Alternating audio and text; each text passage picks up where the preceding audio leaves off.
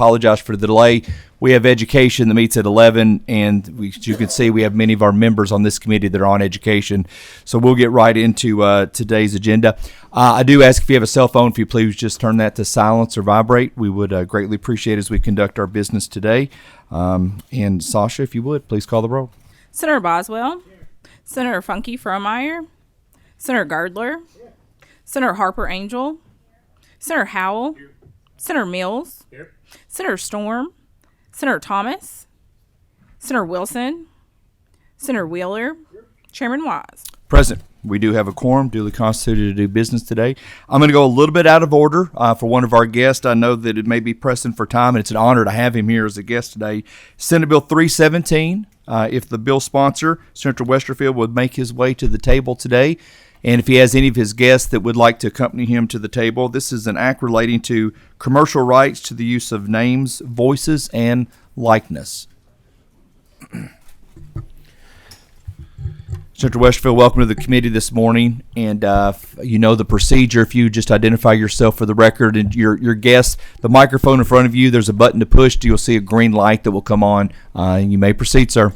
Chairman, thank you, and I appreciate you letting us go first to accommodate my guest's schedule and availability. I'm Whitney Westerfield, State Senator for the 3rd Senate District. I've got with me my good friend, who I just met this morning, Mr. Eddie Montgomery, Kentucky native and no stranger to the people of this committee. We do have a committee sub, so we have a motion, and we have a second on the sub. Thank you. All those in favor accept the sub as it is, please do so by saying aye. Aye. Any opposed? Motion carries. Please proceed. Thank you, Chairman. Do you want to introduce yourself quickly? I'm Jessie Richard with the Recording Industry Association of America. Happy to be here. Thank you. So, Chairman and members, very simply, this bill is aimed at AI, and specifically the use of AI to spoof the name, the likeness, the sound, the part of the intellectual property of artists like Mr. Montgomery. We are starting to see, and we've already had bills. Last week we had a bill from Senator Amanda Mays Bledsoe regarding electioneering. We've had a bill come off the Senate floor unanimously yesterday, House Bill 207, aimed at AI-generated child pornography. We are starting to see AI implementations, and I've shared with some members of the Judiciary Committee and others the OpenAI platform, Sora, and others that are now creating video content. We have started to see celebrities right now around America and around the world have their name, their likeness, who they are, and their artwork, their what they produce of themselves and of their talent being abused and copied. And we're on the very front edge of the technology and the implementations that exist. This is only going to get worse. We need to create the protections that are in place or that aren't yet in place to make sure that artists like Mr. Montgomery and others whose livelihood depend on their sound, their work, their music, their artwork aren't taken advantage of improperly. The committee sub that you've adopted addresses some First Amendment concerns and includes language from the Motion Picture Association that they negotiated with the Recording Industry Association down in Tennessee, which is considering, I think it's on their Senate floor about an hour ago. I don't know what the outcome of that bill is, and it's also, good, thumbs up. So it passed the Senate down in Tennessee. I believe the Motion Picture Association may still have some other changes, but it reflects the changes that they've asked for. I shared it about a week ago with the Kentucky Press Association with the sub language that you have, and I believe they're neutral on it. They didn't have any remaining problems regarding First Amendment issues. So that's the bill, but I wanted to let Mr. Montgomery speak on behalf of the bill as well. Well, first off, this is a great honor for me. I was born and raised in Danville, still live in Danville, Kentucky, and this is just all awesome. I haven't been this nervous, I'm going to be honest with you. I haven't been this nervous since I was inducted to the Grand Ole Opry and the Kentucky Music Hall of Fame. So, this is way easier than that. Absolutely. Way. I don't know. I got a little help on that one, though, you know. But, my main thing is I was just going to read the statement, if y'all don't mind. Please proceed. Yes, sir. And alrighty, thank you, sir. Chairman and members of the committee, my name is Eddie Montgomery, and I'm very proud to be from Danville, Kentucky, and still live in Danville, Kentucky. I'm a singer, songwriter, entertainer, and Troy Gentry, my partner, or T-Roy as I call him, we were part of the country duo Montgomery Gentry. And we're both, like I said, from Kentucky. Kentucky has always been the home of incredible music, from Rosine, home of the father of bluegrass, Bill Monroe, to US 23, the country music highway in eastern Kentucky, where a dozen country music legends were born.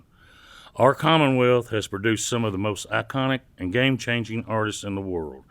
I'm here today to support SB 317 and the important protections it will provide to creative community and all Kentuckians. While on of U.S. and the country music share a common love for our genre and our fans, our own voices and our likenesses, these are unique to us. They are what set us apart, what defines us as individuals and drives our careers. That's for sure. We have spent years developing our voice and our image with others. When others use artificial intelligence and other digital technologies to take our voices and likeness from us without our consent and use them in ways we don't approve. It is a personal and fundamental violation that strikes at the heart of who we are and what we do. Deep fakes don't care if you're famous, an actor, a recording artist, or even alive or dead. Deep fakes are an equal opportunity offenders, harming classmates, co-workers, and policymakers, all alike. False and unauthorized suspicions of driven by the abuse of digital technology can destroy relationships, business, public trust, livelihoods, and legacies. There is undoubtedly a great promise in artificial intelligence, which I think. And as we know, great promise comes great responsibility. We all know that one, because I've messed on it a few times myself. That is why I support the Human Artistry Campaign, a broad coalition of creators and organizations that promote the ethical of use of AI and who understand that it can facilitate but never replace and fundamental human elements of our culture. Of course, creativity is dependent on free expression, and it is important to note that SB 317 safeguards everyone's First Amendment rights. It allows artists the right to express themselves the way they want without digital manipulation. Let me try that again. And it also protects those who want to make uses of our voices and likenesses without our permission, as long as they do, they are doing so in a way that is protected by the First Amendment. Thank you for working so hard to achieve the balance in this bill. I'm so proud of Kentucky is helping lead the way on this issue. SB 317 will have profoundly positive impact on our Commonwealth and beyond. And thank you all so much again for listening to this old hillbilly.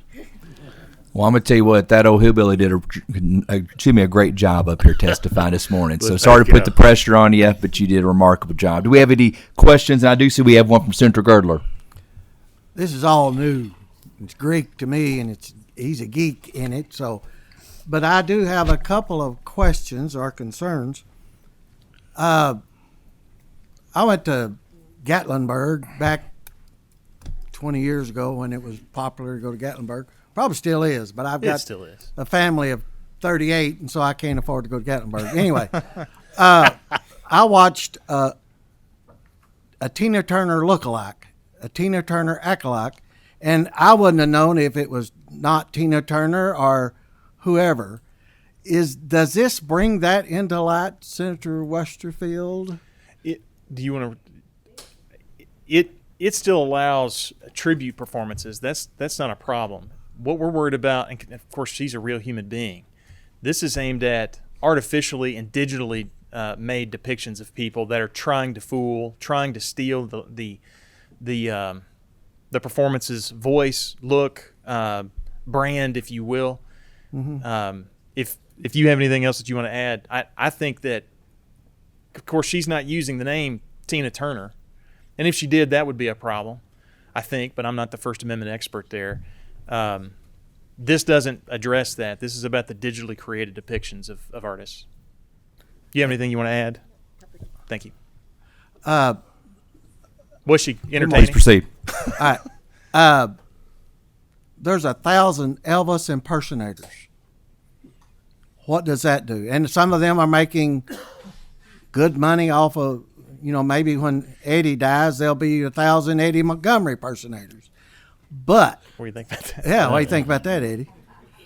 This What doesn't- happens? What happens there? This doesn't stop that. Unless someone wanted to using AI, using a computer to copy Elvis, if they wanted to start selling albums with an Elvis sound, with Elvis tracks, and confuse and trick people into doing that using an artificially created sound or what have you to try to mimic that sound, that would be a problem under this bill. But again, those are tribute performances, and the people that are going to see those folks know that they're going to go see folks that are pretending to be Well, so. I was concerned about the money part of it. Go ahead. So this bill is limited to digital depictions, as you've heard. There's an existing right of publicity here in Kentucky already that precludes somebody from making a commercial exploitation of someone else's name and likeness. So what this bill does is it updates the law for AI for digital fakes. There's already laws on the books that deal with the types of circumstances that you've been discussing. You know, and I think it wouldn't be like somebody stealing our voice or saying if we was saying finance or whatever, and they put it out there and go, hey, I got his voice, we got the picture of him, put that out here, hey, I'm running this bank, and I need money, Right. and it's all a lie, you know, and they could be using famous people's names, you know, any financiers or whatever. You people will hear that's who they're going to go after anyway, because most people are going to believe it and they'll drain them. And I can't stress enough how sophisticated these systems are today. Yeah. And that they can confuse and do confuse people today. I have one more, and I was this gets into it a little bit deeper, and I saw your thing. It said 50,000, and not the amount of lawsuits and all that. Me being in the insurance business, anytime you mention litigation, and especially when a lawyer brings it, I kind of read that a little bit different than he does. But anyway, if my granddaughter, which is quite beautiful and does advertising for somebody, Sure. and she uploads her highlights on YouTube, and it gets lots of views, and companies run ads off of it. Does she have the right to sue those advertisers for the portion of the sales related to those ads? Because No. she does that. No, does the artist have the right to sue? Is that what you're asking? Yeah, my Yeah, granddaughter would be the artist. No, that's a free First Amendment use and exercise of that. What this prohibits and those penalties you're talking about are if she used a computer to try to create or fake that artist's performance, that would violate this statute. Sharing it publicly, talking about it, commenting on it, whether you're the news or just somebody with a YouTube channel and just commenting on it, the First Amendment protections there apply. That's not an issue. If she, and I can't imagine a young girdler ever doing that, but if she had a computer system and wanted to try to fake that artist's performance in some way and monetize that is when this bill would kick in. Thank you. You're welcome. Senator Frankie Fromeyer. So you might have felt a little bit nervous, Eddie, but I felt excitement when I saw you sitting there because I got to see you at the Grand Ole Opry a few years back. And I applaud you, Senator Westerfield, for making this absolutely real. This is such a real issue, and you've got the real live example as to why.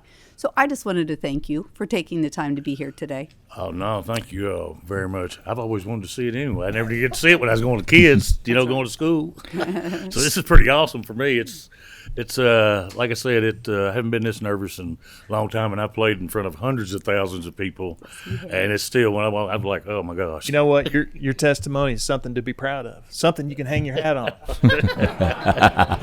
There we go. That's good. That was good. Members, we have quite a few bills today. I'm going to run through real quick of questions if we can kind of wrap this one up. Senator Wheeler, you're next. Senator Westerfield and Mr. Montgomery, good to see you. If, for example, and like you say, AI is, I'm not nearly as up on it as you are, but say, for example, if I was a good songwriter, which I'm not, but say I had that talent, but I couldn't sing worth a lick, which is true. But I write a country song and tell the AI, please sing me this song in a baritone in the style of Eddie Montgomery. and I played that on the radio, and it doesn't mimic his voice exactly, but I assume there's probably a digital trace they can do with a microphone. I know when you speak, everybody has a unique cadence that can be reflected on a graph when you see that. Would such a thing as that be something that could be sued for under this bill? You were good until you put it on the radio. You were good until you tried to make money off of that. And if you want to create it on your own for your own enjoyment and entertainment in your household, I don't believe this bill addresses that. But the specific causes of action in Section 5 and 6, or the damages there, talk about the specific actions in 4, distribute, transmit, or otherwise make available to the public that cloning service or that mimicked or digital depiction. Publish, perform, distributes, transmits, or make available to the public a digital voice replica or digital depiction with knowledge that it was not authorized by the artist or the holder of those rights, whether it's the artist or the artist's estate. And then the last one, if you materially contribute to, direct, or facilitate those first 2 actions. So I don't think until you try to monetize it or you distribute it to the public do you create a problem. What if you just said, find me a country baritone voice, just a generic one that, sometimes you can buy stock footage, stock voices. Maybe it sounds very similar to somebody else's. I think you're asking a fine question, but it's going to be a fact-based question. And if you try to pitch it as Eddie Montgomery, I think you're in trouble. But if it's just a generic baritone voice, you may not be in trouble. Now, if the closer you get and more you approximate Eddie Montgomery's voice, or maybe the lyrics to songs he sung, or what have you, I think you're getting closer to the line of risk there. If you called it the new hit by Philip Wheeler in an AI baritone voice generated by ChatGPT, I think you're safe legally, but horribly endangered commercially. Thank you. I will say, with Senator Wheeler's storytelling, I think he could be a really good songwriter one day. That Pike County will come out just proud. We need them. Last question. Senator Storm, you have it. Thank you, and I apologize for being a little bit late. You may have already addressed this, but let's say hypothetically you mentioned when I walked in Senator Mays Bledsoe's AI campaign bill, I think. Yeah. So that prompted this thought. If I have a Facebook campaign page and someone comments with an AI-generated image of an opponent of mine, which thank goodness I don't have an opponent, but let's just say they did that, or they put a recording of an opponent of mine on my campaign account, am I, as the candidate, accountable for that? No, because first of all, you don't run and manage that platform. Facebook isn't either. The person who posted it would be, but not under this bill. That would be under Senator Amanda Mays Bledsoe's bill. Okay. I think it would be violative of that. It does not apply here unless you are also a performing artist of some stripe and variety, and this was an intent, or that post was an intent, an attempt to mimic your performance. That's only what this bill applies to. But I would not be just because it's on my Facebook page. No. Thank you. Now, if that would change, the analysis would change, I guess, if it was your own website and you managed who moderated the comments or the posts, and if you allowed that to be there, that could trigger this again if it's a performance or under Senator Mace Bledsoe's bill. But that's if it's your website. The Facebook page, that's not you. Thank you. See no further questions. Sasha, please call the roll. Oh, motion on the bill. Motion, Senator Boswell. Second, Senator Funky Fromeyer. Sasha, please call the roll. Senator Boswell. Senator Funky Fromeyer. Senator Gardler. Senator Harper Angel. Explain my vote, Mr. Chairman. Please proceed. I vote aye. And Mr. Montgomery, I get what you mean about being nervous over there. Earlier this morning, I sat in a similar chair with Senator Westerfield as the chairman. And it's 20 years for me, so I get the nervousness. But I think that this is something you should be proud of. Like I said, it's a great honor being here and meeting everybody I've already met today. It's awesome. So I reckon I can write that off my bucket list. Senator Howell. Senator Mills. Explain my yes vote. Please proceed. Thank you, Mr. Chairman. I'm going to vote yes on this, and obviously this is emerging technology. It's changing. and like several of the things on our agenda today. And I think there's been a lot of effort put into moving this, and this does move this issue down the field. So thank you for your testimony as well. Thank you. Senator Storm. Senator Thomas. Mr. Chair, I'd like to briefly explain my aye vote. Senator Westerfield, Please proceed. I totally agree that we need to move into AI space.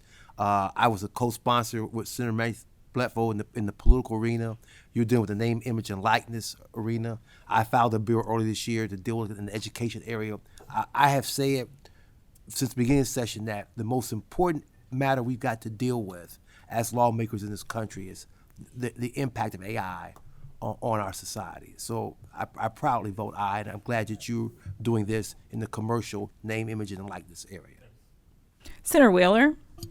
Mr. Chairman, explain my vote. Please proceed. I think it's a good bill, and Mr. Montgomery, we'd probably love to see you at 2 o'clock on the Senate floor if you'd like to sing the national anthem. It's an open invitation. Is that a duet? I don't know, maybe. Just checking.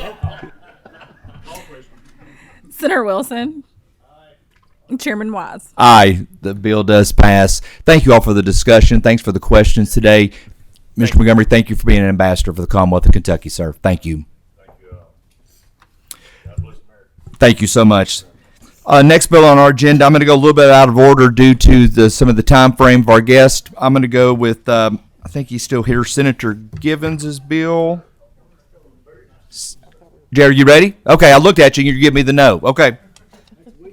Let's go with Senate Bill 368. Senator Jay Williams. Jab, well, like I said, I saw you doing this. I thought maybe you're walking out the door. Jay, please introduce yourself for the record. Please proceed. Senator Jay Williams, District 20. Jason Underwood here on behalf of Airbnb. Thank you all. Please proceed. Thank you very much. Senate Bill 368 really is simply a notification bill. It does not change any laws, any statutes, or anything. What it does, and first of all, I'd like to clarify the R1 that's in here has nothing to do with zoning. It's an occupancy, okay? And what the residential group R1 building occupancy applies to boarding houses, congregate living facilities, hotels, and motels if they have 6 guest rooms or more and they're not owner occupied. Okay, so what happens right now on the Airbnb, you sign up and register. We had, and there you should, if you are in this category, have an inspection to make sure all the fire safety codes are correct. So all this bill does is to permit when you sign up, and I'll let the Airbnb talk here shortly. When you sign up on the website, they can send a notice to the owner and to Housing Building Construction that somebody has advertised a 6-bedroom or more facility. Currently, there are 153 that are advertised in Airbnb in the state. Those wouldn't even be part of this. It's only a new one as it comes up. And so this is going to occur over a period of time. DHBC has asked for no additional funds, no additional requirements. So, but with that, I'd like to let Jason. Please proceed. Thank you, Senator. First, I'd like to thank Senator Williams. This came out of a discussion we had, a bill that Airbnb was bringing to the legislature about localities and how they regulate Airbnbs. And there was a tragedy in Senator Williams' district, and we discussed what we could do about it. This is a bill that Airbnb supports throughout the country. We certainly, if someone is listing either on our platform or another platform, we certainly want there to be inspections to make sure that the guests know that they are safe. The only issue, and I told Senator Williams this, we have with the bill, we got him language a little bit late. We have a motion on the bill. Do we have a second from Senator Howell? Okay. Sasha, if you would, please call the roll. Senator Boswell. I support the concept of this bill, but I had some questions about it, so I'm going to have to vote no. I'm sorry. Senator Funky Fromeyer. Aye. Senator Gardler. Aye. Senator Harper Angel. Aye. Senator Howell. Aye. Senator Mills. Aye. Senator Storm. Aye. Senator Thomas. Aye. Senator Wheeler. Aye. Senator Wilson. Chairman Wise. Aye. Bill does proceed. Senator Williams, thank you for your testimony today. Next bill on our agenda is Senate Bill 128. Senator David Givens' bill.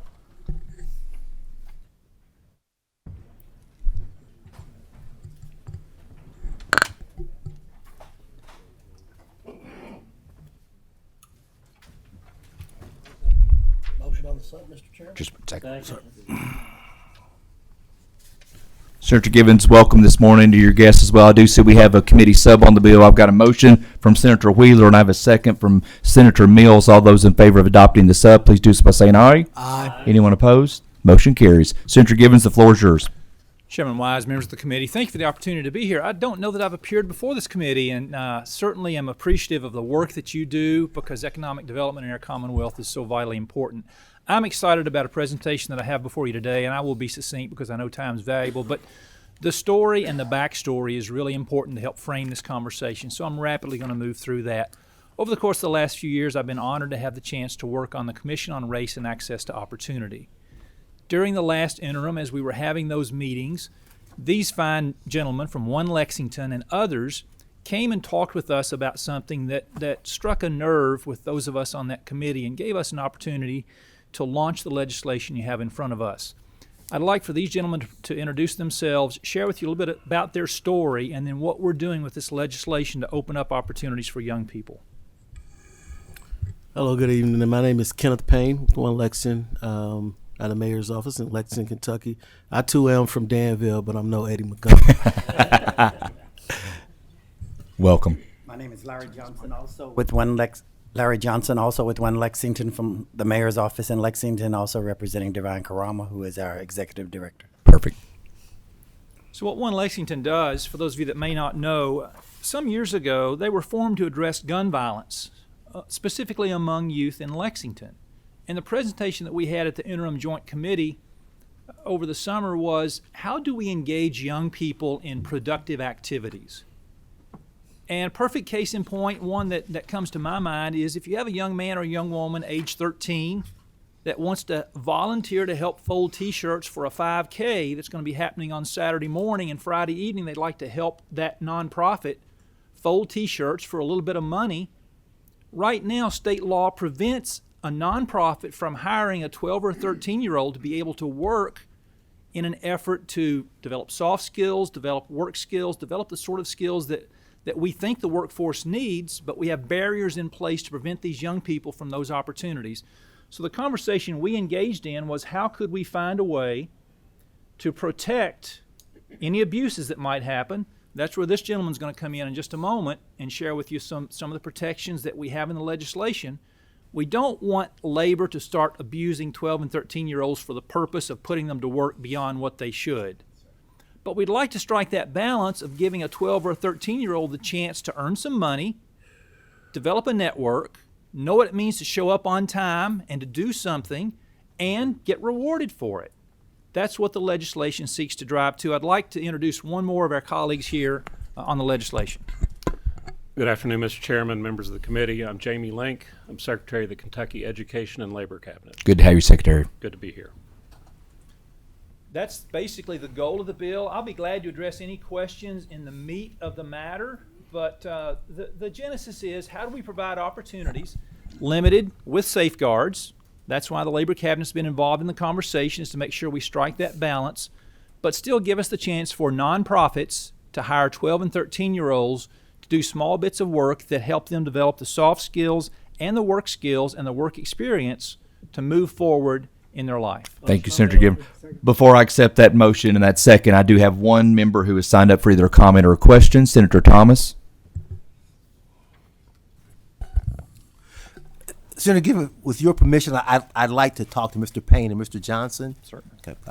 I don't know if you gentlemen you all are much younger than I am, but I don't know if you've ever heard of a program called Micro City Government.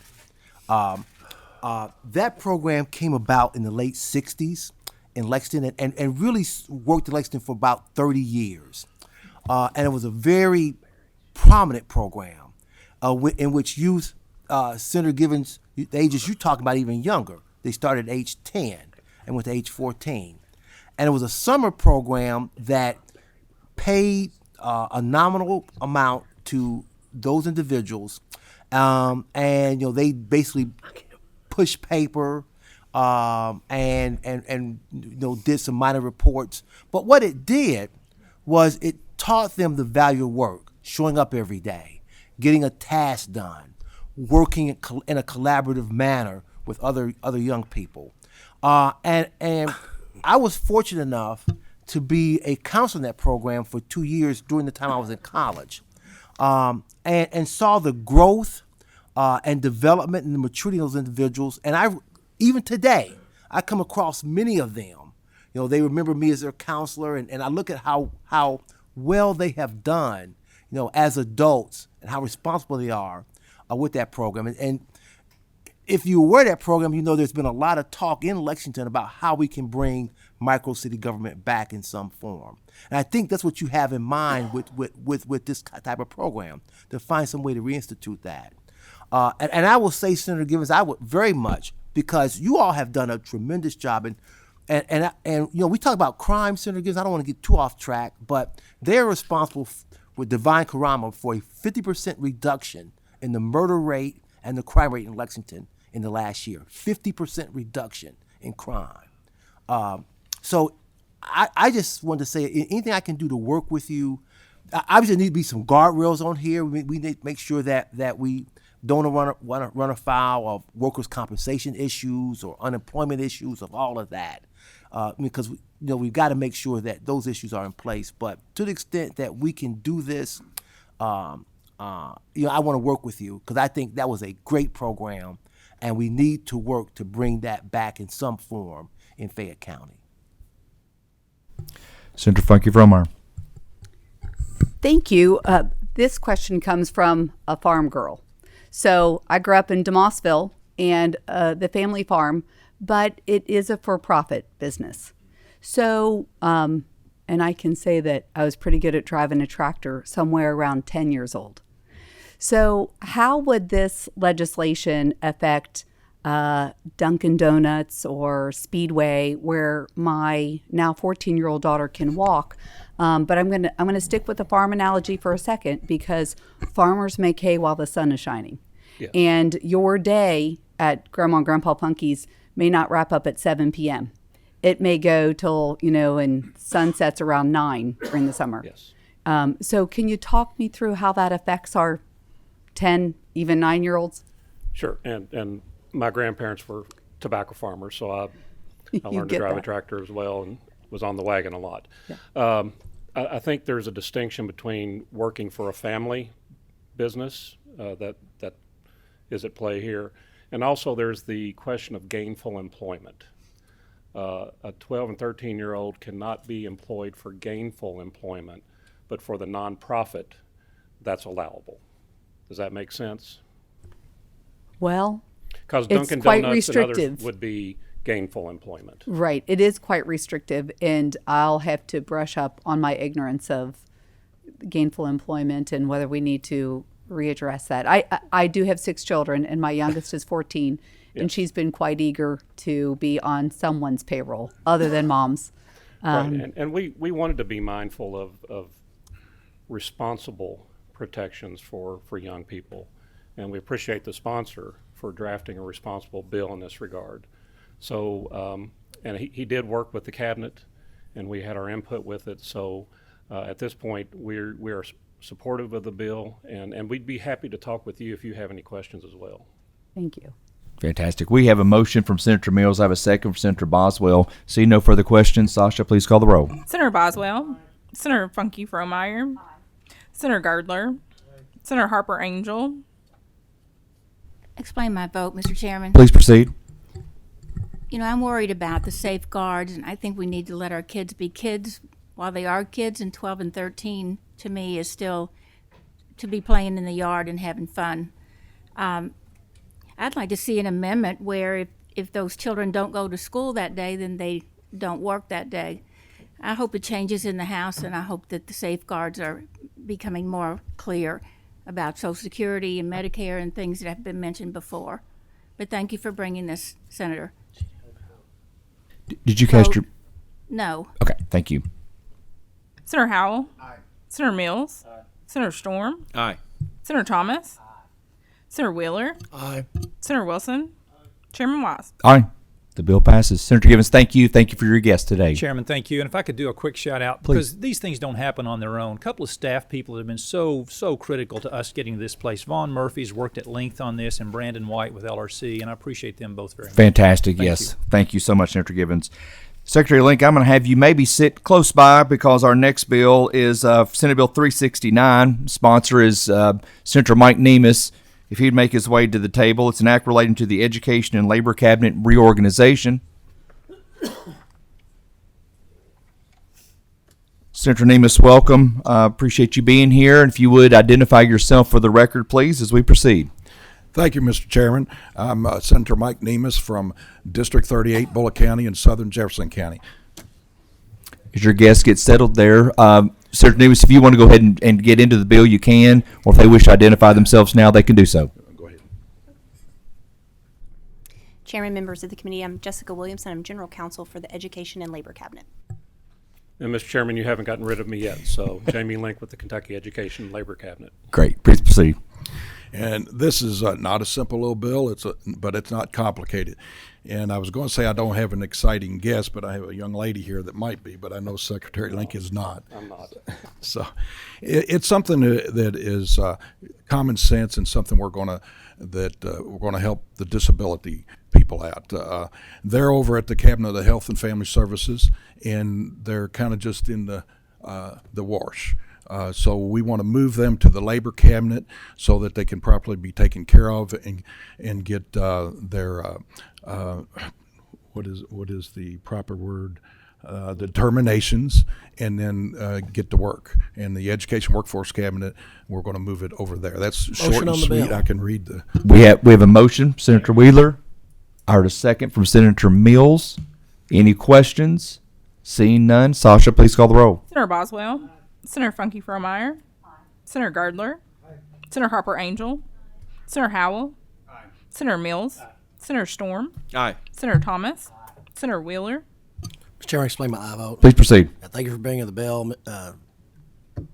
Senator Nemes, you have expressed many times before to me that your desire to help those people with disabilities obtain gainful work, and I'm glad that you're able to accomplish this, I guess, in your previous life in the administration, some of the things you wanted to do. So thank you very much for this bill. Senator Wilson. Chairman Wise. Aye. By unanimous vote, the bill passes. Thank you, Senator Nemes. Thank you, guests, for being here. Motion for consent. We have a motion for consent. All those in favor of placing the bill on consent, please do so by saying aye. Aye. Any opposed? Motion carries. Thank you, Mr. Chairman and committee. Thank you. I'm going to pass over today Senate Bill 345. Senator Brandon Storm's bill. We are passing over Senate Bill 345, so we're going to move directly into House Bill 7. House Bill 7 is an act relating to autonomous vehicles. The bill sponsor for that is Representative Bray. It's on its way. May I? Please proceed. Yep.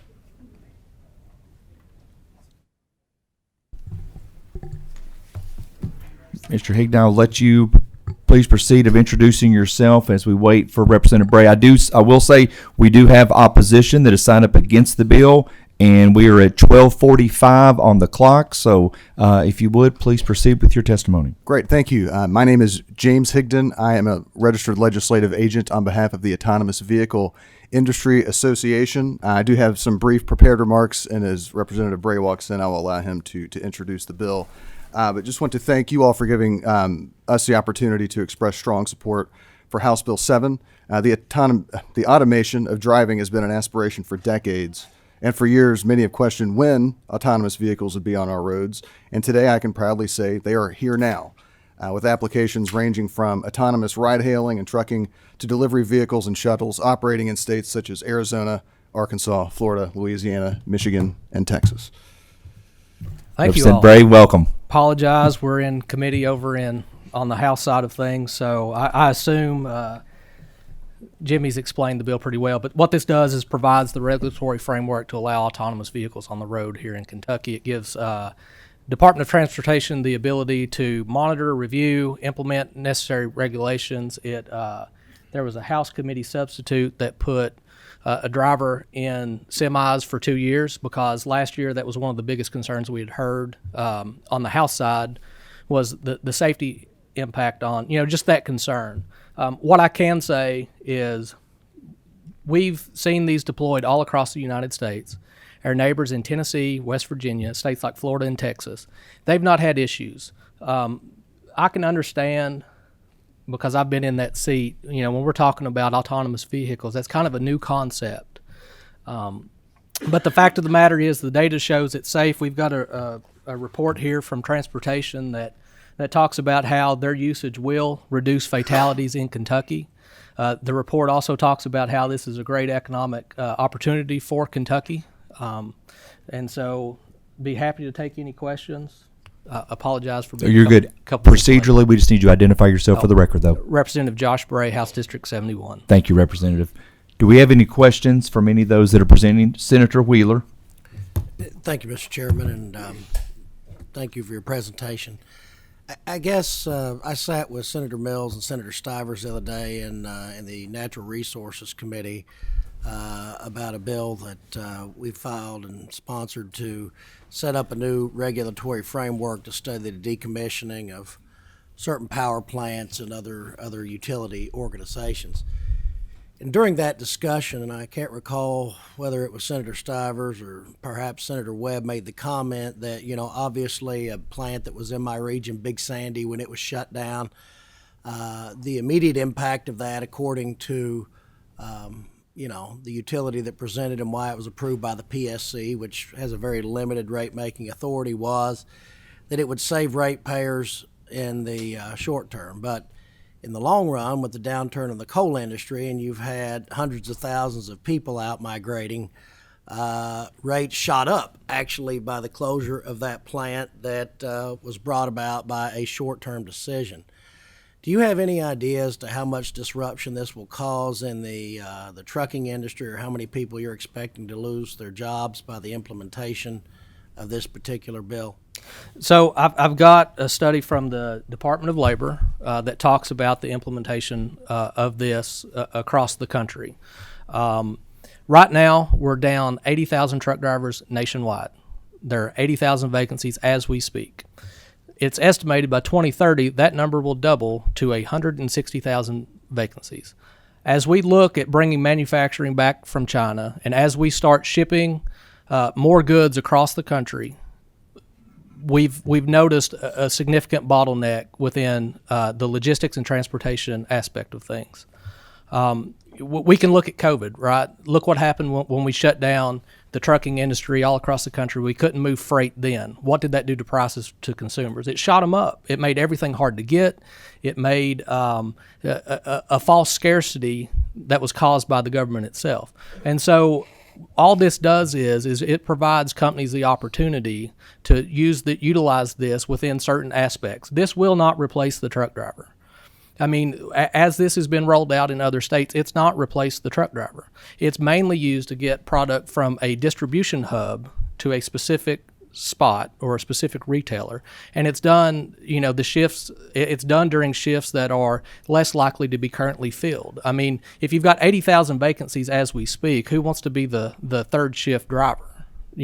And that's what we've seen across the country, how it's utilized. The technology's put in place when there are fewer vehicles on the road because it's just more efficient.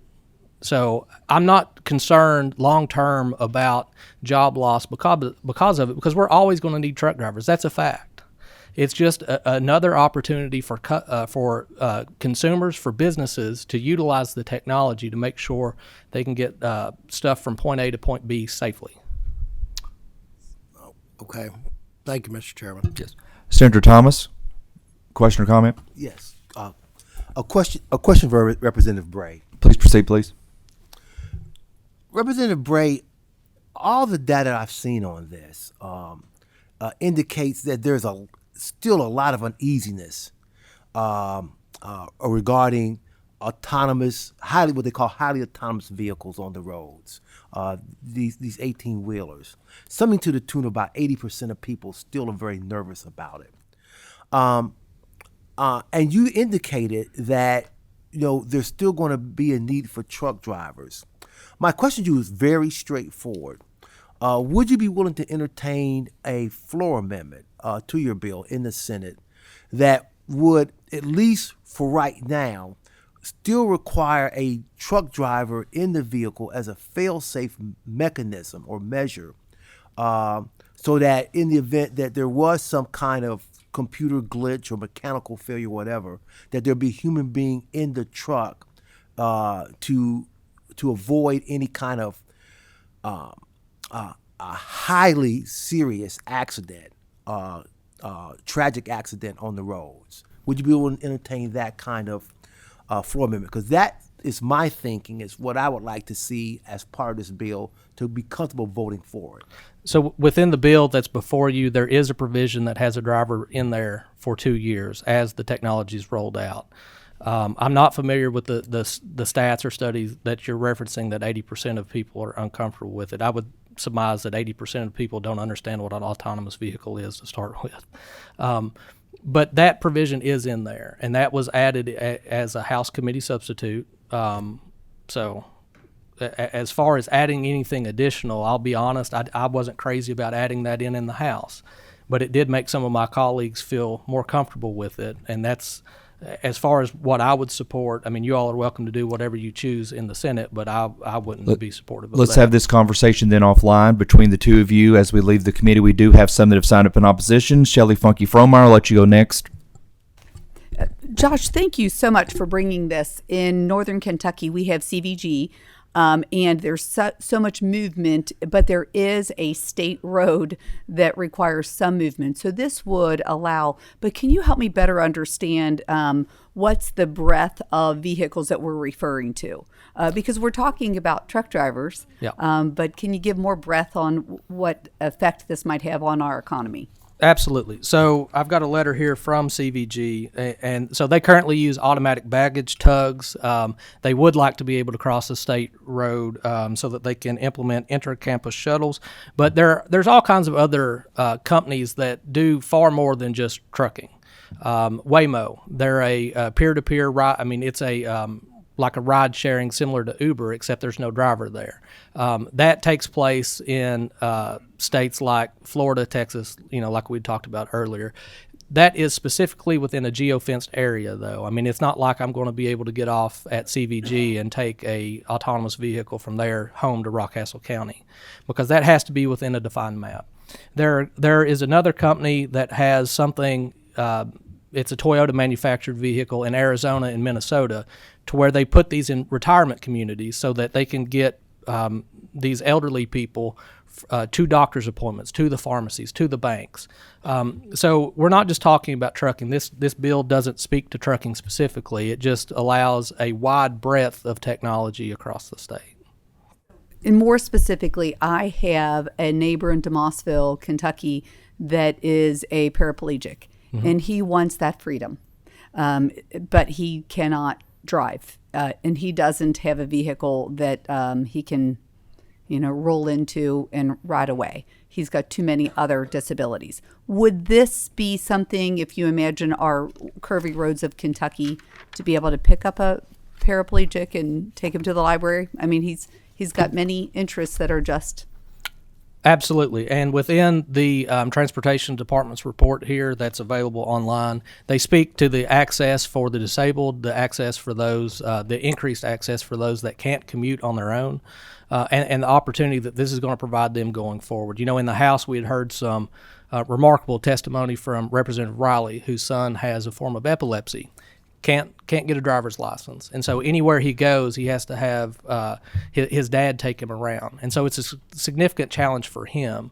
But something like this will provide opportunities, particularly not just in urban areas, but in rural areas. In Rockcastle County, we don't have an Uber because it doesn't make sense. I mean, you're not going to make money, but because the demand isn't sky high for that.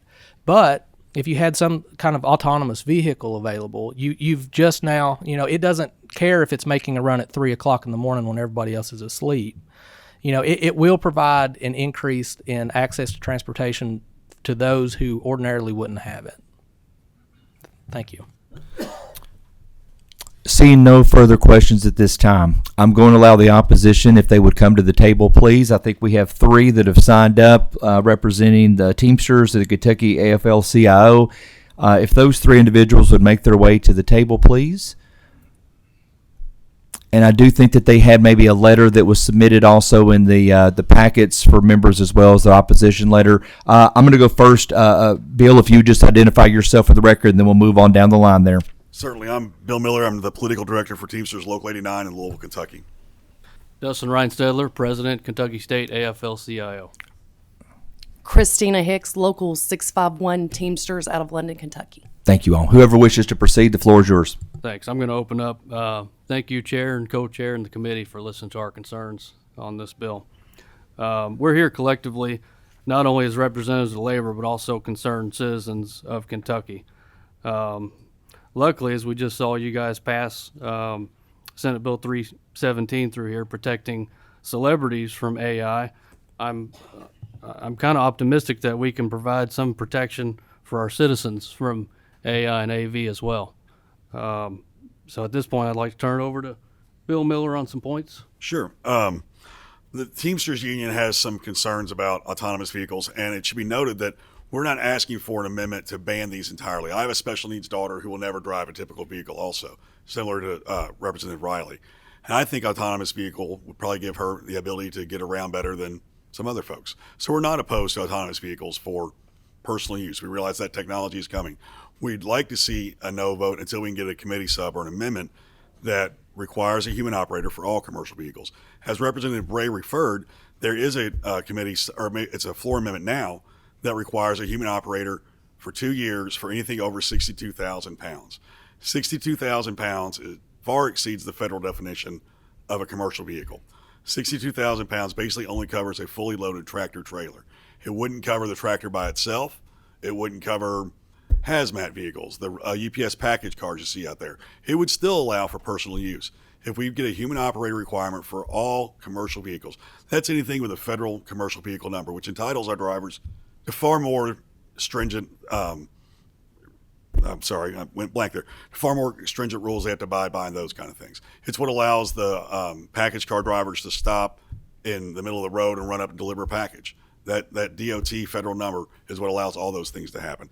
If we require a human operator for those vehicles, and I know this is going completely different than what the letter I had sent, so we're going to ad lib a little bit. Representatives said there have not been any issues. A very quick Google of accident rates for autonomous vehicles while I was sitting back in the audience shows 9.1 accidents for every million miles traveled. That is about double what human drivers have, about 4.2. It's my understanding. You're welcome to Google that too. I can cite the reference to you and send it to you offline. So there are issues here. There's our grave concerns. President Trump in 2017 cited these are, quote, out of control death traps, according to a Business Insider article. There are a myriad of issues. And what we're talking about here is the polling that was just done in Kentucky shows that 72% of Kentucky drivers are uncomfortable sharing the road with driverless vehicles. 86% when you talk about semi-trucks. These are extremely heavy and fast vehicles, and they should be left in the hands of professionals. If you want to use autonomous vehicle technology, you're certainly welcome to do so, but let's keep a human operator in there for a fail-safe in case something goes bad. Thank you, Mr. Miller. Ms. Hicks, I'm going to give you the last comment. Okay, I was just going to read something briefly. To give you a little background on myself, I grew up in Jackson/Clay County. My father was a truck driver right up until the day he passed. I, too, work in the trucking industry. I've been employed at UPS in London for 17 years. So I guess I could say my whole entire life I've been supported by the trucking industry, which has provided me with a roof over my head, a warm bed, food, and extras in life. For the last couple months, House Bill 7 has been the main topic of discussion for Teamster members that are echoing their concerns to me.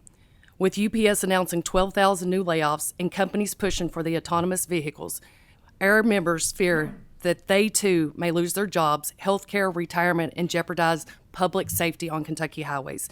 In closing, on behalf of 75,000 household and Teamster retirees, Local 651, we ask that you vote no on House Bill 7. We ask that you please protect our jobs and the safety of Kentucky families. Thank you all. Thank you, Ms. Hicks. Dustin had one more follow-up. Real briefly. Very briefly, thank you. We just asked that people look into the task force, which is HCR 36, and that goes into committee on Tuesday and is expected to pass. We think this is a important step the task force to be able to study these vehicles for some time and then let that task force make the determination if these larger vehicles are safe for our roads. Thanks. Thank you all for your testimony today. Seeing no further questions or comments, do we have a motion on House Bill 7? We have a motion from Senator Boswell. I heard a second from Senator Howell. Sasha, if you would, please call the roll. Senator Boswell. I'd like to vote aye, and I'd like to explain my vote. Please, just for a second. please proceed. Mr. Chairman. I asked myself the question, would I fly on an airplane without a pilot today? No. Would I get in an automobile without a driver today? No. But this technology is coming, and I think we're going to have to be involved in it. I vote aye. Senator Funke Fromeyer.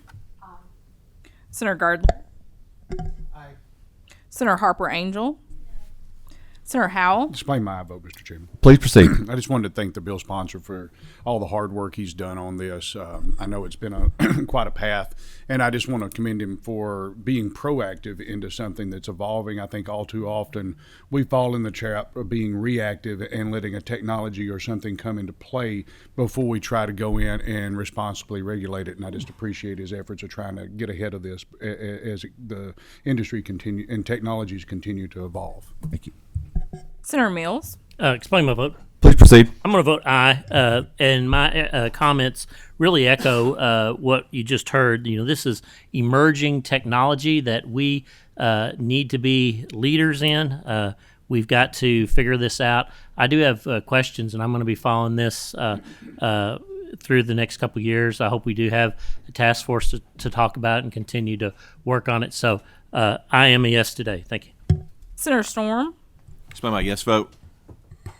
Please proceed. Thank you, Mr. Chairman. I am going to vote yes today. I think this is a measure that the representatives worked on extremely hard the last couple sessions, and I'd like to allow the full Senate to have an opportunity to vote on this. Again, I'm not here to try to hurt anyone, but I also agree that this is emerging technology and it's something that's here, and we need to develop it as best we can. Thank you. Senator Thomas. Mr. Chair, I'd like to explain my no vote briefly. Please proceed. Thank you. Mr. Chair, the bill sponsor indicated that